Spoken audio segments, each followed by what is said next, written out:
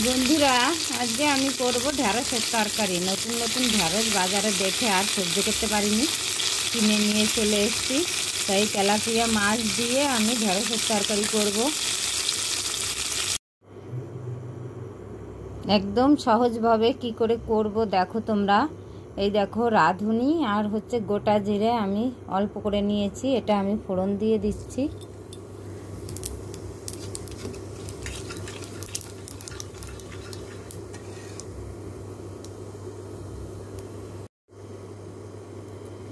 এরপরে একটু পোড়া পোড়া হয়েছে জিরে আর রাঁধুনিটা। এখন আমি দিয়ে দিলাম কাঁচা লঙ্কা, 4টে কাঁচা লঙ্কা।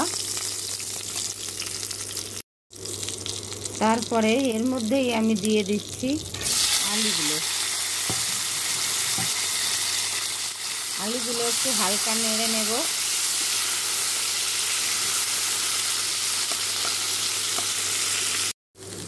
আলুগুলো হালকা ভাজা হয়ে গেছে, এবারে আমি দিয়ে দেব কেটে রাখা ভেন্ডিগুলো।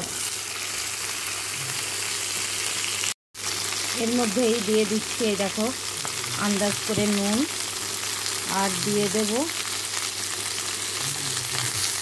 আন্দাজ মতো হলুদ।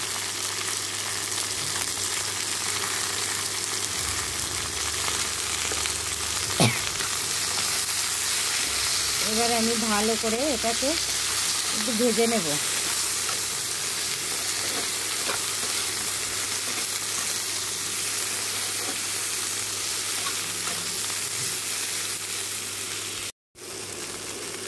এবারে এর মধ্যে আমি মাছগুলো দিয়ে দিলাম, ভেজে রাখা তেলাপিয়া মাছ।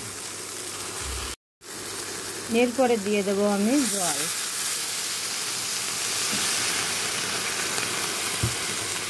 পরিমাণ মতো জল দিয়ে দিলাম। এটা একদম না মাখা মাখা হবে, না ঝোল থাকবে।